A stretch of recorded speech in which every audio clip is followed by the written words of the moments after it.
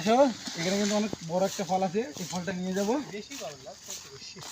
তো এখানে একটা আছে, এখানে এটা পরে নেব। এখানে একটা বড় আছে, ওই ফলটা নেব। এটা এটা কিন্তু খুব বড় না, হালকা।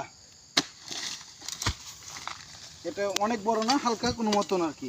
40 কেজির মতন হবে, 30 থেকে 40 কেজি, তার বেশি হবে। দেখো, এইভাবে ফলটা নিলাম। একটু জুম দিতে না, ফলটা ওখানে আমি ফেলে দিলাম। এবার এটা ওইখানে নিয়ে গিয়ে গুছাবো। দেখো,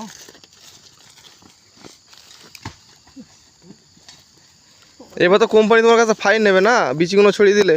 না না,